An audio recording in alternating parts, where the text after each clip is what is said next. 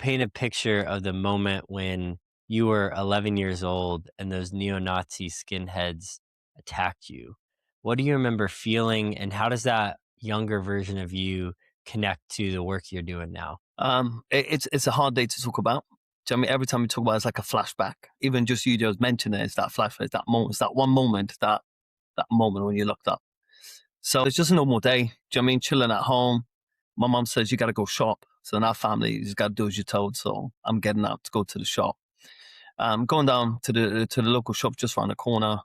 Gone to the shop, got the bread, milk, and everything else mum needed. And as I'm walking out the shop, you walk out the shop, there's a hill. I looked up the hill as I walked around the corner, walk around, looked up, and I seen a free skinhead stood on the corner, and I was like, damn. So I thought, all right, just put my head down, just quickly, just walk through.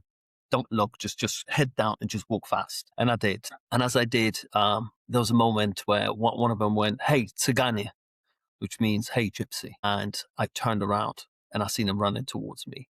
And then I can't remember what happened. But it's like that moment when they said that word, hey, Tsagani, you just knew it's going to be dangerous. Something's going to happen. Something bad's going to occur. And it's like this punch in the bottom of your stomach just drops. And then the only thing I can remember is waking up in hospital, my whole family being there, and that was it. But these three men, then we found out later, I got hit by a baseball bat. And right now, I can't imagine, why would I, as a grown man, have to hit a little boy with a baseball bat? I mean, just my hand would do. Do you know what I mean? Why a baseball bat? I could never understand that. To today, someone I just can't comprehend. Yeah, it's a very hard thing to talk about. But it's one of those things that changed a lot of things in my life. Yeah, well, I appreciate you being present to it and sharing about it, though it's reinvigorated in you. I can imagine it's both difficult and it's an opportunity to heal more, make sense of it, and integrate it into who you are. And I'm curious, from that experience, did you stuff it down? Were you able to process it? If so, how did you process it? It was really tough because growing up in Poland as a young Roma, which means gypsy, in our community is something you don't talk about. Do you know what I mean? We don't talk about pain. We don't talk about the struggles. We just get through them. Do you know what I mean? We just fight through, push through. That kind of a very tough upbringing. Kind of a thing. It's not how many times you got knocked down, it's how many times you got up. So it's about pushing through. Do you know what I mean? Don't cry. Be brave. Be strong. And we'll get through it. That's the kind of message I was given from my family. So didn't really dwell on it. As a child, what I did instantly put it away. As an adult, I had to deal with a lot of things. Flashbacks, trying to cope with it, trying to understand it, trying to comprehend it. But then that changed my behavior as a young kid. And then it changed my behavior as an adult. Right now, if I enter space, I'm looking like, how many doors and windows are there? Where's my easiest escape? All right, he's the biggest guy just walked in. If he starts, where can I escape? What can I do? Your brain just does that instantly. It's always on alert. It's never relaxed. It's always on alert. And I think that's the big change that happened for me as a human being, to always have to be on alert.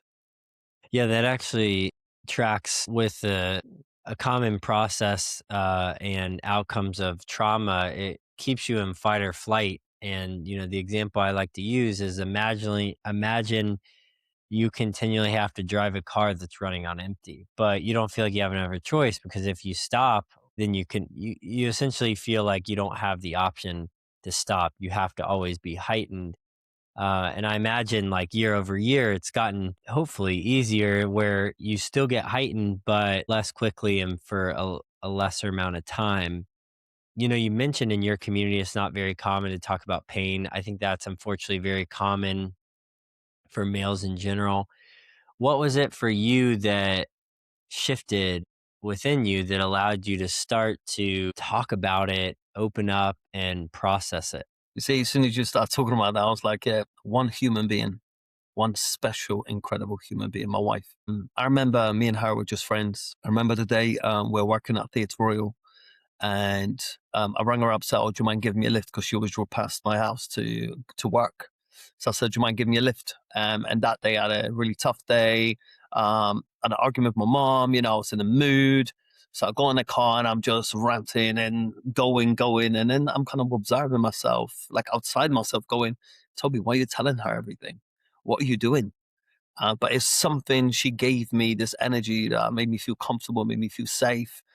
And it wasn't like that I fancied her or anything like that, but it was just as a human being, she just made me feel safe. Don't know what she did, but she did something that made me feel calm. And I was allowed to communicate, because before that, I never communicate with anybody, never tell anything. You know what I mean? You could cut my hand off and I'll still sit there and smile, because that's something we're taught to be strong, no matter what pain you're struggling with. You got to be there strong.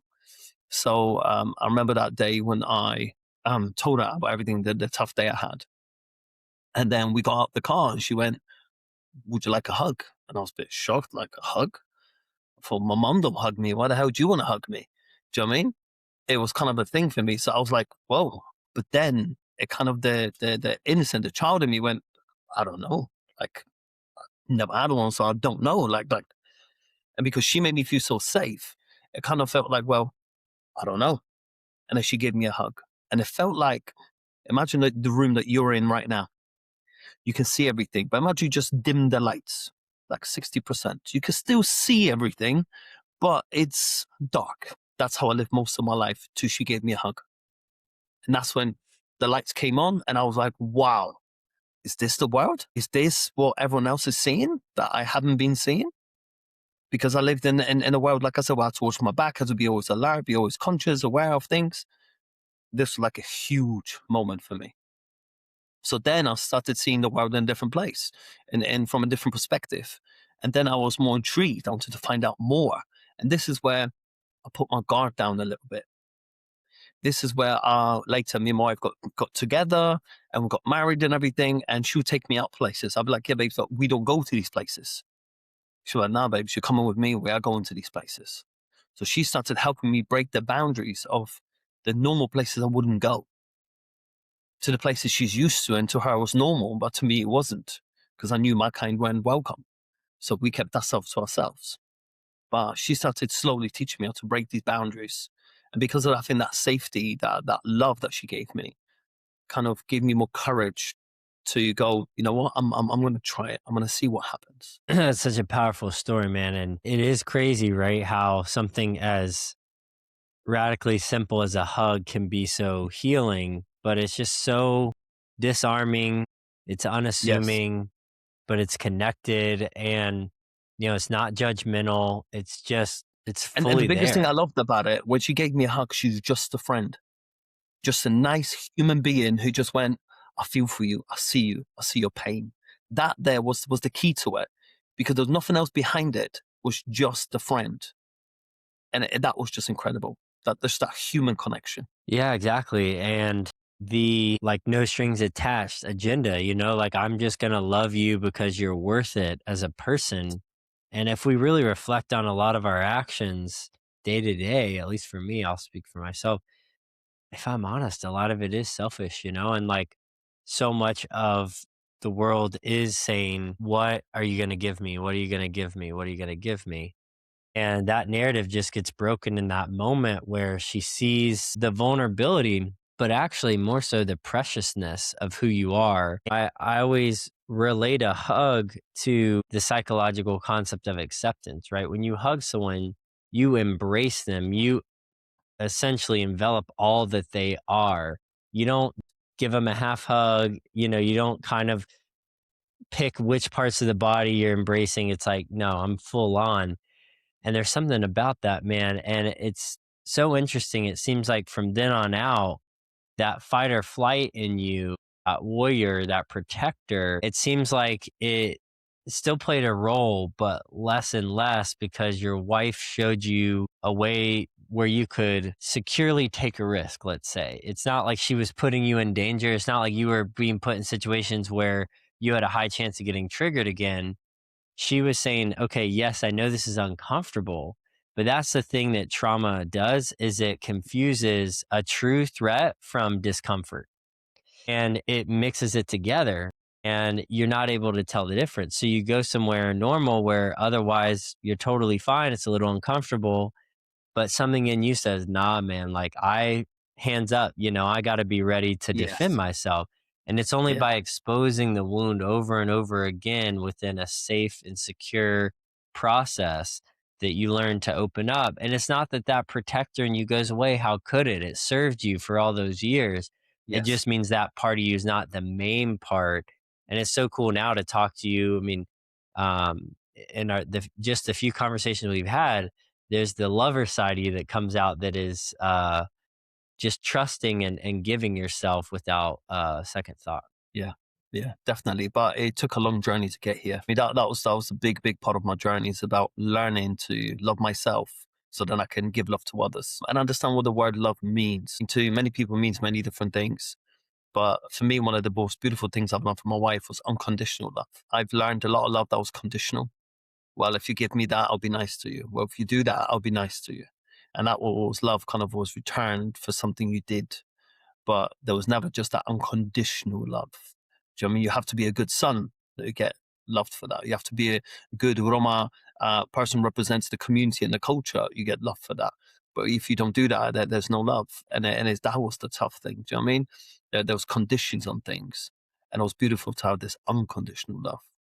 Totally, man. And I think most men walking around day to day don't believe that there's anyone that loves them just for who they are. You know, it's in my therapy work, I work with a lot of young men. And even the other day I had a young guy just started dating this girl, and he was expressing this weakness, something he was going through that he really felt like, man, I'm really struggling.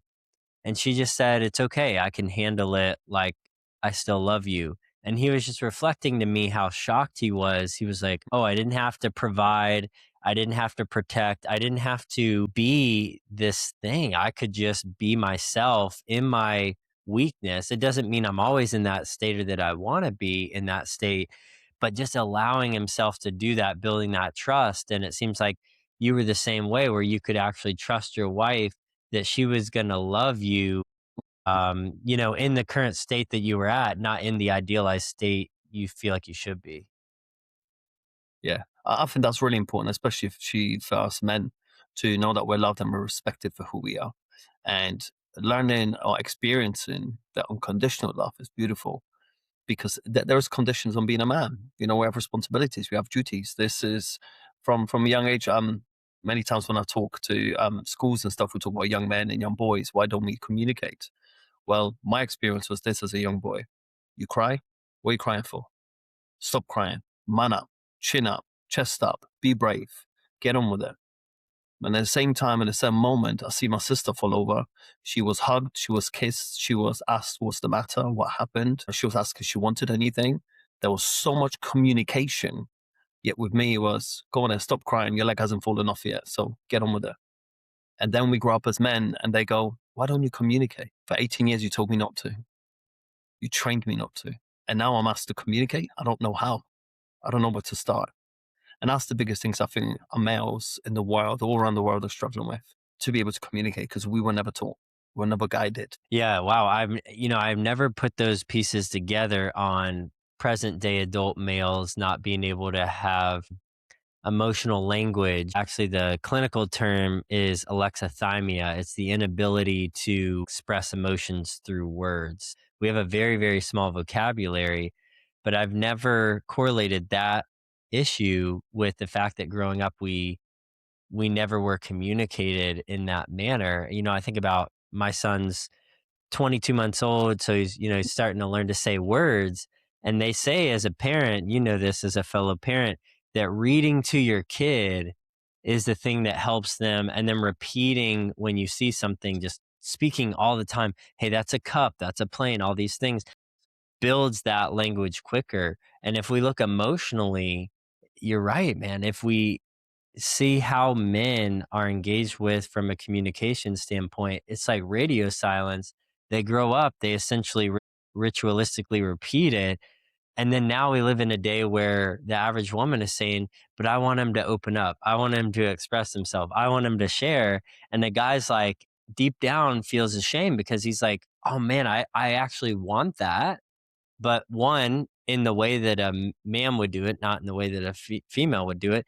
But then two, I don't, where would I even begin to know how to do this? Yes, and that's the hardest part, man. That's the hardest part. I taught many men how to talk and how to communicate. And the biggest things when I work with men, I teach them is take your time and don't have to get it perfect. Start somewhere. It's a journey. It isn't be able to sit there and go blah and everything comes out. For some people, yes, it works. You can do that. But a lot of people need those little baby steps of communication. We got to feel safe. We got to feel comfortable to be able to share with anyone our pain and our struggles. And again, due to our upbringing as young men, our pain and our struggles, we were told they're badges of honor. We carry them and we're proud about them. But the thing is, even if they hurt us, we still carry them and we're still proud about them. And we don't tell people. And that's the hard part. For me, the biggest thing is I would love for men to be able to say, yeah, it hurts, but I'm still going to push on. I'm still going to try. I'm still still going to get up at 5 a.m. to work for my family and finish at 12 or 3 a.m. in the morning. So I'm only getting a couple hours of kip, but I'm doing this for my family because I love them and I'm willing to graft to do what I got to do. It's painful. It's tiring. It's stressful, but I'm still going to do it. Now that would be incredible. But it takes time for a man to be able to say that. And again, in a space where he feels safe and respected. Yeah, those two words you said at the end, I think that's it, the safe and respect. And I'm curious, what are some common mindsets you find working with guys who struggle to open up? Maybe it's beliefs about themselves or fears that they have about the person they can open up to. Yeah, what are some patterns that you see that maybe a guy can say, oh, yeah, that makes sense. That's me. Yeah, what one thing for me is the word man. What does that mean to us? Because that is our identity, the word man. But what does that actually mean? Remember being young, someone would be man up, be a man, grow up, be a man. What does that mean? Can someone just explain to me, guide me, show me what the hell does this mean? Because it could mean so many things. And I could interpret it in so many different ways. So one of the biggest things I love that there's a terminology where we use a gentleman. So I see myself as a gentleman. I'm a gentle man. That's what I am. Not just a man, I'm a gentleman. Why did I really look into this and use this? And I teach this to my sons.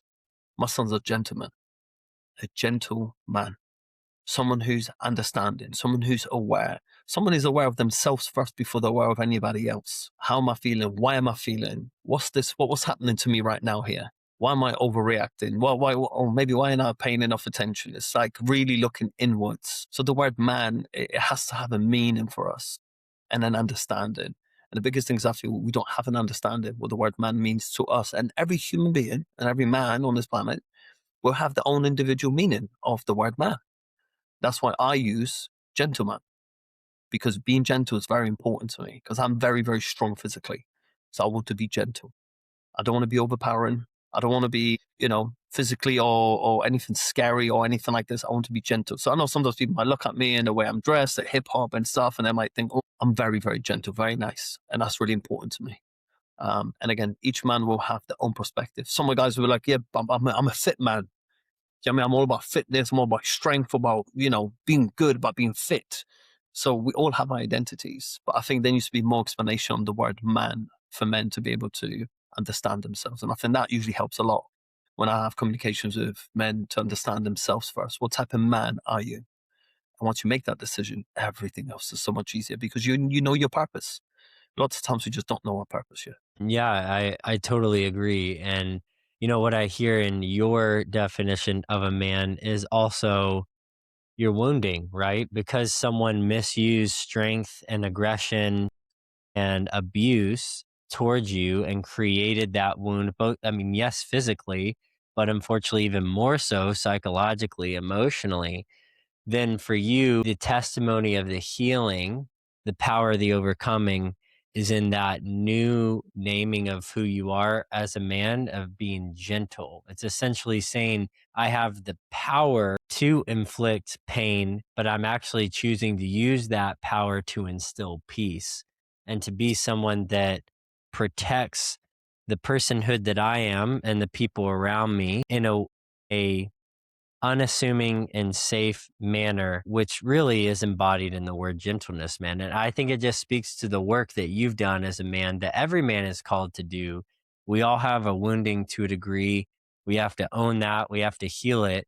But I think what you're speaking to is we have to then ask, what's my new name? What is my kind of archetypal or symbolic understanding of who I am that I can continually work towards, right? Because something I heard too, you said in that word gentle is that's your reference point. Whenever you get off kilter, I imagine you ask yourself, well, how gentle have I been with myself, with my wife, with the people around me? Yeah, definitely. I mean, adding to that is something I live by. It's like my code.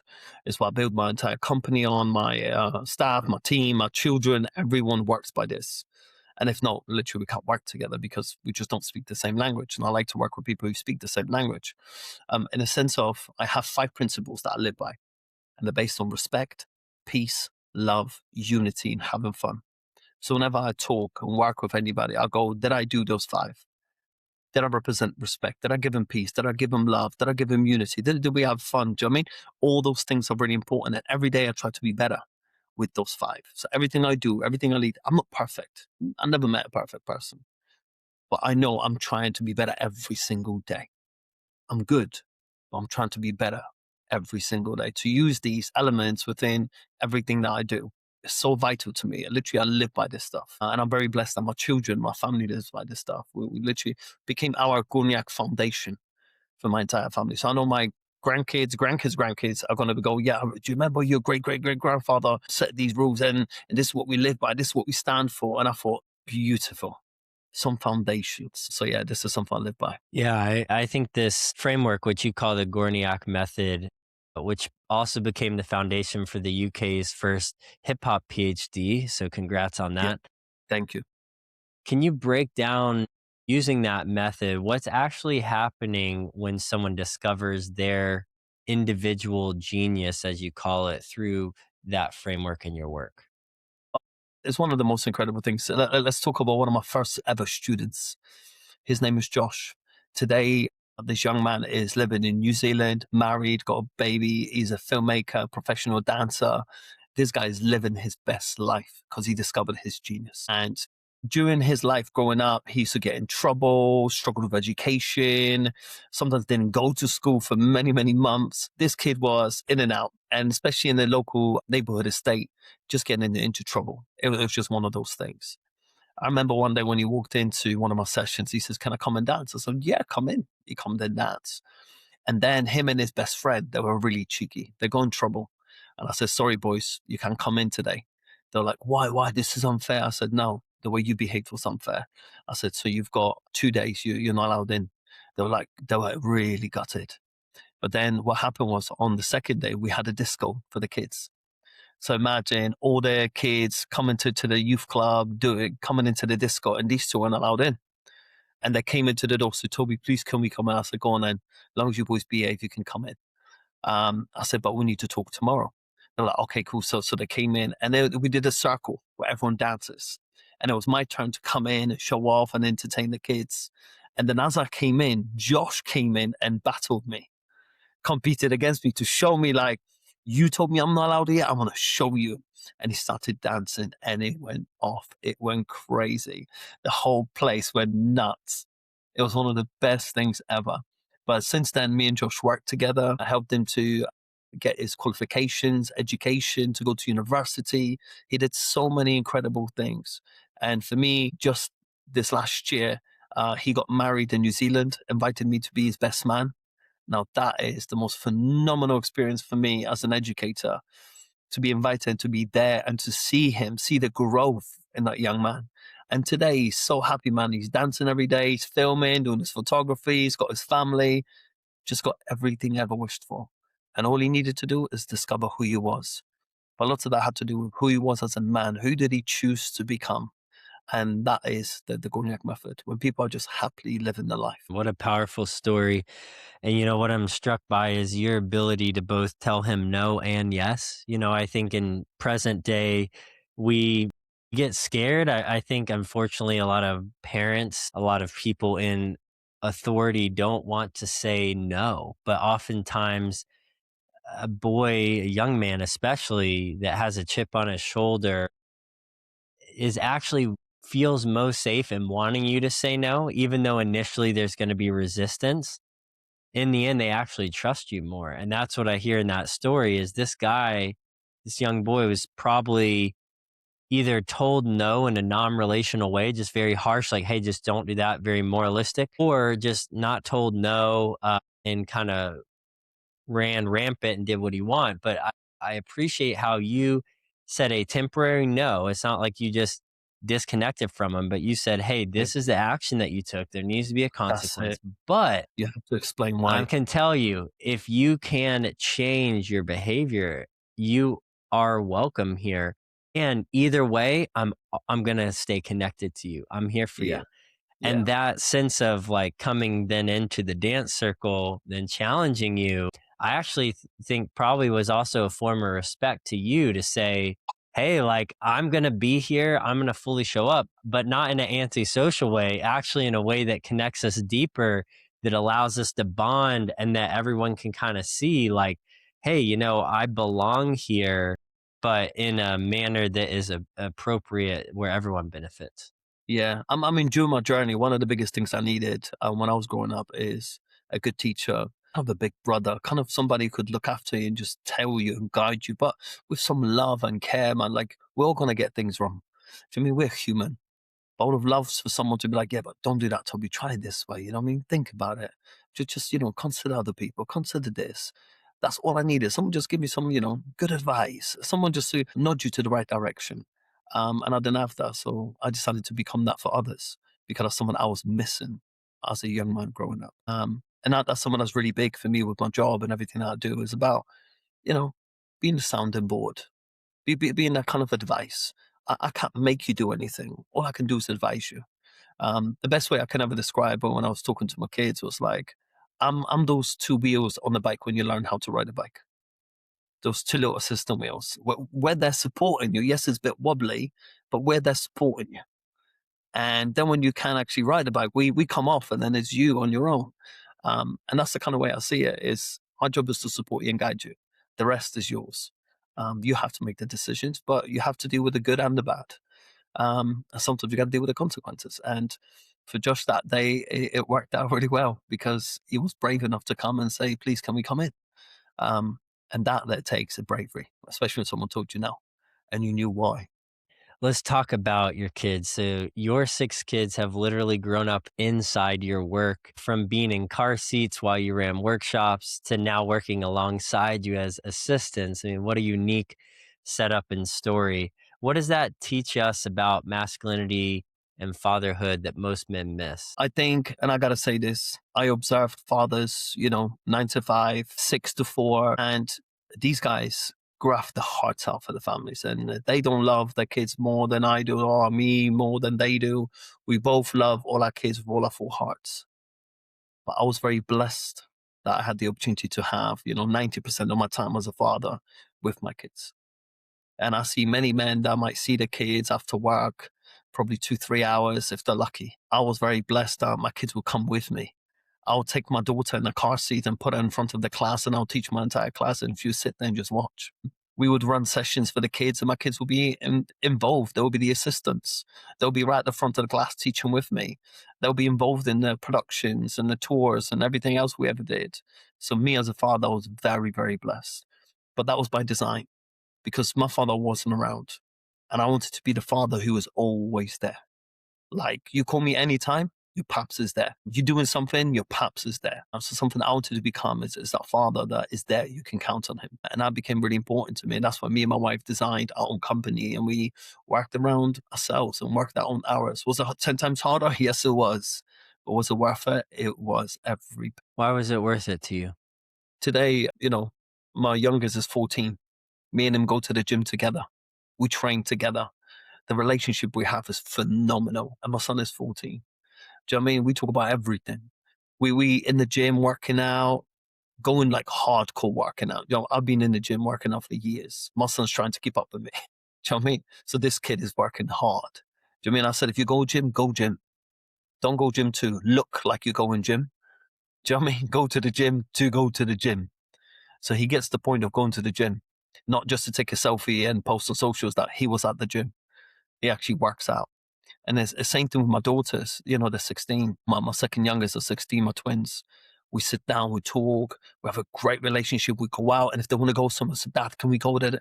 They want me to be with them. That's incredible. That's the relationship I have. Now, that's for me, that's super incredible because I work with a lot of families and I do help a lot of family advice. And this to me is nothing more successful as a parent you can have when your kids ring you up and say, Dad, do you want to go into town? That is incredible. And then you have my older ones, 18, 25, and he's got a daughter now, so I'm a granddad. Do you know what I mean? It is incredible. And then I have my 29-year-old, and they're like, Dad, what you doing? Oh, I'm just chilling at home. Oh, do you want to go out? Yeah, yeah, okay, cool. We'll meet up. We'll go out. Where we're going? We're going cinema. We're going bowling. We're going swimming in the ocean. Like, that is why I worked so hard. That is someone said once to me, what's your biggest award? What's your biggest trophy? Like, what are you the most proud of? And I always will say this word, my kids. That's my biggest achievement. That is my biggest success in the world. No medal, no money can ever put anything on the relationship and what I've won by having my kids. There's nothing better than that. Yeah, so beautiful, man. Unfortunately, so rare. I know I'm in the US. I think you're in the UK, so it's a slightly different culture and certainly historically as well. And, something that's very prevalent globally, but particularly in the US is, the loneliness crisis and the disconnect between fathers and sons. Now, work from home has changed that a little. Including, I get to see my son a lot more than I probably Mm. otherwise would have. But, there's this kind of questioning of like, how do we get here? How do we get to the point where you see your kid 1, 2 hours a day? And, you know, in the US, you can tie a lot of it back to agrarian society where, a dad would be farming or working on a car and the son would be right there watching him, then learning how to work with him. But you've kind of emulated that modern day in a very unique manner, but that used to be normal. And that's the observing, the question asking, the seeing you talk to other men. That's what your son in particular, all your kids, but particularly your boys are looking at. And essentially what they're processing and asking is this what it's like to be a man? To be a man, that's the key. That's it. Yeah. That's it. You hit the nail on his head. That's it. Like being able to model the behavior, the communication, the people skills, everything that you're doing on a daily basis. I was very privileged that my kids got to see it. And they got to see us at the beginning when we started our company into where we are now. And now it's beautiful because you walk into places and people go, oh, good morning, sir. But my kids remember when we walked in, people like, what you want here? They remember those times. And to me, we always talk about those times because I want my kids to be aware how to deal with these situations. And again, being a gentleman is teaching them how to deal with those situations because the world is trying to teach them one thing, but then me as a father is trying to teach them another. And lots of times we clash, but then I have to show them that I'm right. So then by example, by guiding the right way, I can show my children. Because I remember there was this one situation where we entered to this place and this security guard was really disrespectful to me. The way he treated me, really, really rude. And I came home and told my kids, because we always talk about everything. They were like, so Dad, why didn't you tell him off? I said, what would have got me? I said, all he needed, that man, was some good explanation. And he just needed some love for that moment in time. So I did. And then he apologized. But if I just attacked him, guess what would have happened? We would have had a fight or something would have happened because it's all about egos. The biggest thing for me is this. I don't need to have an argument with anyone. I can communicate. I can talk. That's the most powerful thing you can do as a man. Communicate. You know you have strength. I know you have strength. You don't have to show it to me. I get it. Talk to me. What is the issue? What is the problem? And that there is the biggest thing. So for me, that's why I'm so proud of my sons because they are gentlemen. They understand. I remember many times like from my dancers. So the dancers would go do a jamming session in Plymouth. All the dancers would go out and have a great time. And in the evening, they're all walking home. And I remember there's one story where the next day, all the dancers come and say, oh, we had a brilliant time, jamming. I said, oh, brilliant. Glad, glad. And then one of the girls would like, yeah, this is Jimmy's jacket, my oldest son's. Well, how did you get it? He went, oh, when we were walking, it was really cold. So Jimmy gave me his jacket. Nothing more prouder for me than my son knowing, for me personally, what a gentleman is. And he didn't have to tell me. He just did it. And other people told me. So to me, there's nothing better than when you teach your sons to be good men. And I think that's our job. Yeah, I agree. And I think the fruits of your labor have spoken for themselves. And, obviously, we have these lessons, these principles that we want to teach our kids, but they're held in tension. And this tension is between protecting your kids from the world's darkness, because there needs to feel some sense of safety from you, while also preparing them to face it. Because you've experienced some really serious racism and violence, at the same time, you're also raising them to be these kind, open, and gentle people. How do you navigate that tension? I think for me, is communication is one of the biggest things, and perspective. It's the biggest thing. I've learned this from my wife. She is an incredible, like I said, incredibly kind person. Imagine you did something wrong and she had to come and speak to you. And she'll tell you, well, what you did was disrespectful, da da da da. She'll sort it out with you, be really polite, but she'll just let you know that that was wrong. But as she's talking to you, she's thinking, how is he feeling? What is he going through at this moment in time? Now that's incredible. If you can do that as a human being, it makes you an incredible, like for me, an incredible human being, because your emotional intelligence is on another level. And so we talk to our kids about emotional intelligence, to be aware. But as well as that, we are Roma people. We're people that have traveled. We're people that have a certain history, have a certain heritage. And that comes part of it. This word racism, this kind of discrimination is part of our history. So we talk about history. Our children are aware of it. They haven't experienced much of it, and I'm very blessed so, because the way we brought our kids up, they're very, very lucky. But the many, many Roma children out in the world are not so lucky. They are experiencing this stuff every day, even to today. That's the scary part. We still have it to today. And I am 39 years old, and still to today, that type of racism exists and thrives. That's the scary part. But the biggest thing is what we teach our kids: to be assertive. Whenever you're in a hard situation, be kind, be good. But if you have to, be assertive, be strong. Those things are still important. I don't want my kids to be too soft, thinking that, the world is pink and it's all soft and it's all beautiful, because it isn't. We live in a real world. But I want my kids to know how to navigate the real world. Do you know what I mean? I don't want to tell them fairy tales. I want to tell them the truth, because I want them to be ready. And I think that's something we're missing. Sometimes too many people don't tell the kids the truth, and then things happen. I want my kids to know this is the world. Be careful. This is how we navigate, and give them the tools. That's my biggest thing, is give them the tools. Your kids are incredible. They're so intelligent, but you know what they're not? Trusted. And that's something we're missing in the world. I trust my kids. I trust them with everything. Anywhere they go and anything they do, I always say to them, I trust you. And I always leave it up to them. Yeah, I mean, just thinking it's certainly that way here in the States. This overprotectiveness and isolation from letting kids make decisions. Obviously, you never want your kid to be in danger or susceptible to the darkness we were talking about. But at the end of the day, we want to, similar, going back to, your story of the healing from trauma, is you do safe and secure exposure to situations where they could get it wrong and are going to get it wrong because they're learning, but that, we teach them the lessons within that to continue to sharpen their skills, to continue to build the trust. And that trust that you have in them ultimately brings up a question in them to say, can I trust myself? Where am I at with my ability to know that the person I was made to be is the person that I can express in this moment? And if I miss the mark on that, okay, why? But instead, we do this over protection, over padded, kind of narcissistic hyper focus on our kids to say, don't worry, I'll do it for you. We'll take care of everything.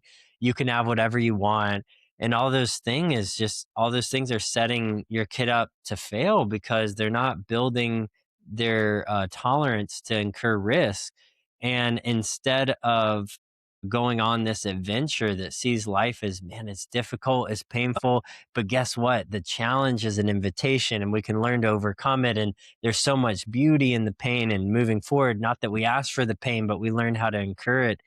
Instead, we have this hedonistic approach that just says, but if it doesn't feel good, if I'm not comfortable, if I'm not overly protected, then I'm not going to do that. If I don't get my way, then why would I participate? And those all are opposite things that it seems like from a very young age you've taught your kids, it's about going on the adventure.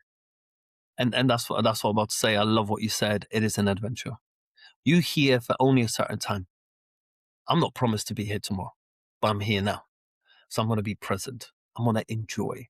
And again, I learned these lessons from many of my friends who have passed away. There were big lessons when you lose people. Do you know what I mean? And one of them was a really, really good friend of mine, Martin. God bless his soul.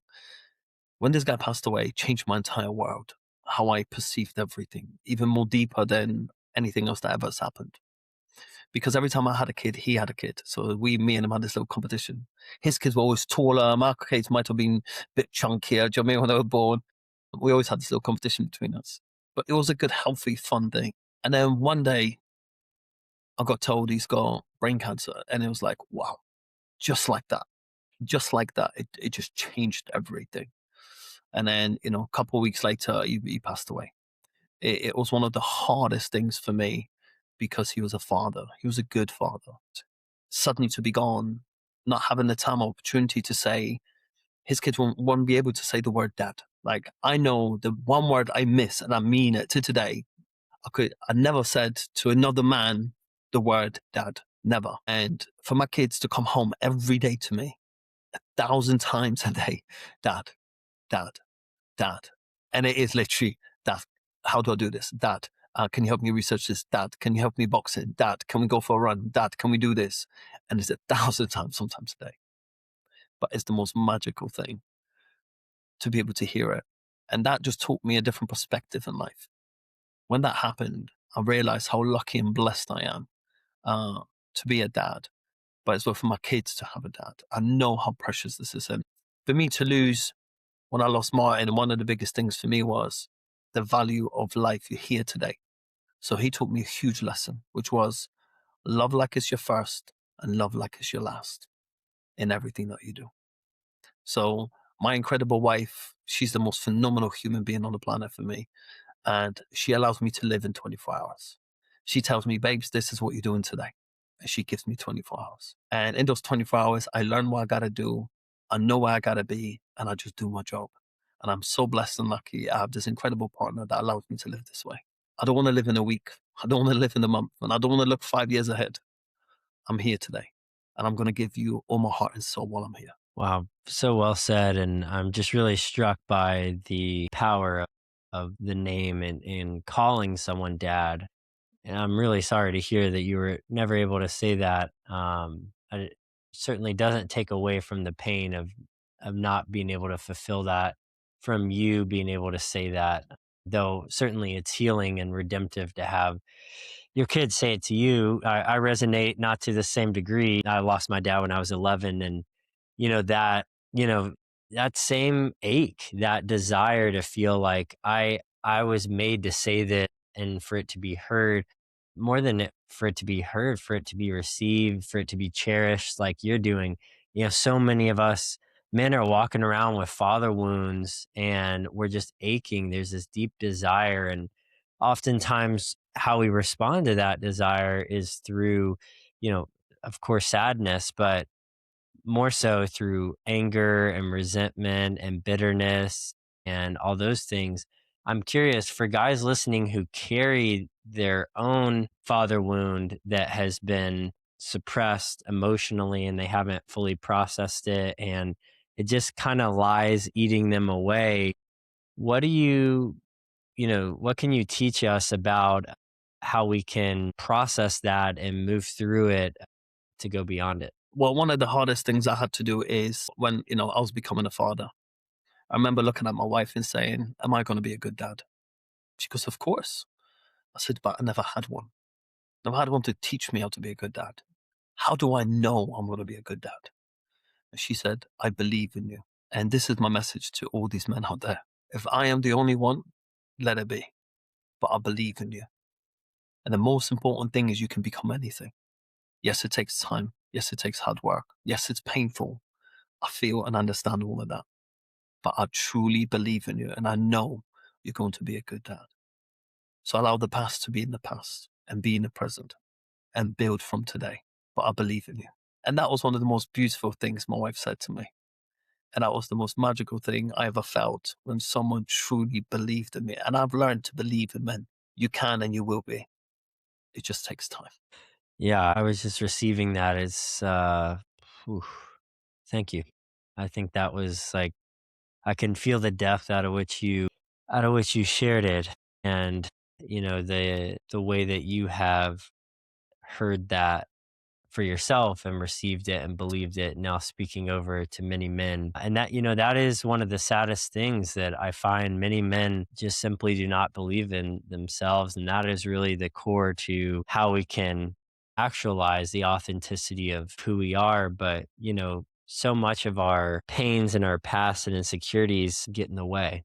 And on that note, I'd like to end with you sharing about a recent project that you've done that will be released soon, where you've created a film where you sat down face to face with a former neo Nazi, someone who could have been one of those people who attacked you as a child. I'm curious, what made you want to be open to doing this project? And when you walked in to have that conversation, how was that? So this was one of the crazy things. So one of my biggest things in my life, I became a yes man. Yes to opportunities, yes to chances, yes to risk. I'm the yes guy. So I had this researcher call me up, say, can I come and have a look on what you're doing? I'm doing research on Roma people. I said, yeah, please come. So he came to my building, watched me work with the kids, do everything. He was like, this is phenomenal. This is amazing. Tell me about yourself. So I told him all my stories. I told him when I was 11 years old, attacked and everything. He went, that's very interesting. He said, I'm doing a couple other projects. If anything ever pops up, can I contact you? I said, yes, you got my number now. So just link me up. Let's talk. So then one day I'm running a class and on my break, somebody rings me. So I answer the phone and it's him. I'm like, oh, yo, many years I haven't heard from you. He said, oh, how's it going? He says, yeah, it's going good. Remember years ago I mentioned this little project I was working on? I said, yeah, I remember you said something. I said, it's happening. And I think you're the only man I know that's brave enough to do it, to sit down and have that conversation. I'm like, what conversation? What's happening? He goes, I have a project where I need to do some research on far right movement, far right behavior, racism, neo Nazis, all sorts. I went, okay. He said, would you be willing to sit down at a table and have a conversation with an ex neo Nazi? And I was like, whoa. I said, well, I'm going to have to think about this. And I said, I'll call you back. And let you put the phone down. The first person I rang was my wife. Told her. She went, so how do you feel? I said, I don't really know. So I came home after work. We sat down, had a conversation about it. And again, my wife is incredible because she can explain things to me in a way that I get it. Because sometimes I got to see it from so many different perspectives to understand what this is about. And then when we sat down, we had this discussion. I thought about that. I'd been 38 years old then when we did the film, and no one ever done this before. So for 30 years of my life, no one ever talked about that violent racism that happens all the time. And I was one of those victims from that type of racism. No one ever talks about it. It's not on film, it's not on TV, it's not on the news, it's not on the newspapers. So I thought it's time to talk. It's time to challenge. But not only time to challenge, time to make a difference.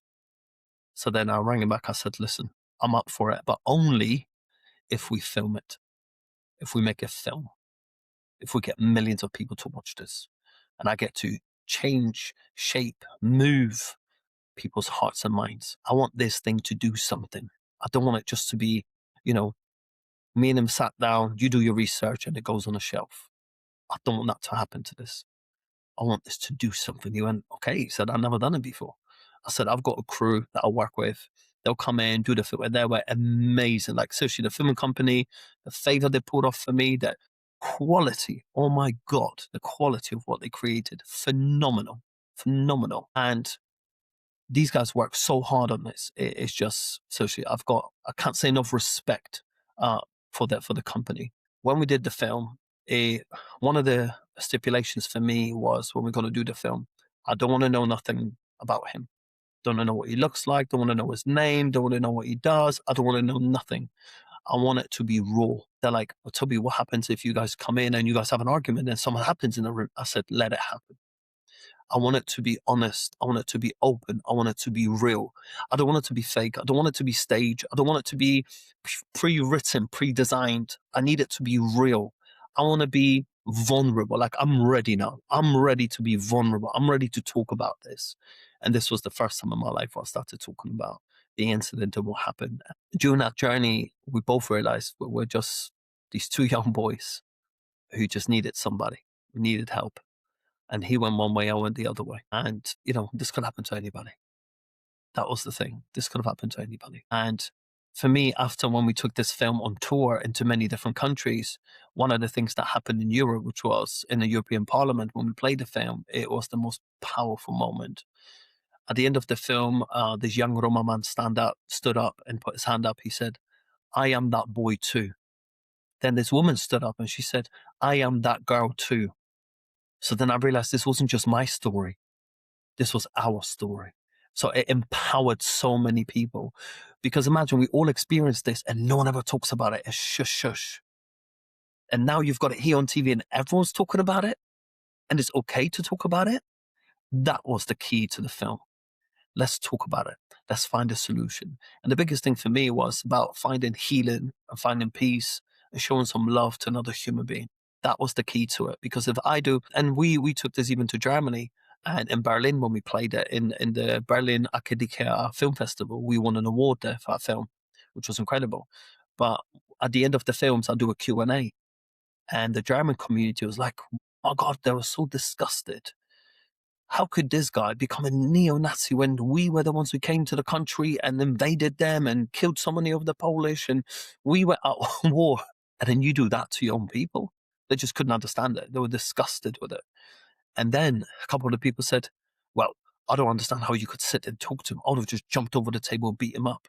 And I went, well, if I did that, how are we any better?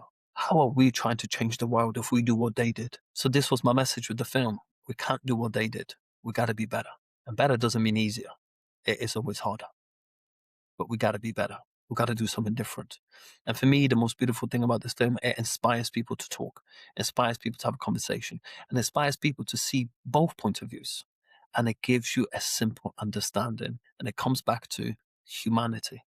We got to go back to being human to human, that real connection. Man, I just got the chills listening to you, man. It's God, it's so the core message for any man listening out there, which is you have to be aware of your wounding, what's happened to you, your own story, what led to the wounding, how it was internalized, but then to face the thing you least want to face, but with a new capacity to face it and with the ability to see it for it was as bad as it was. There's no doubt about it.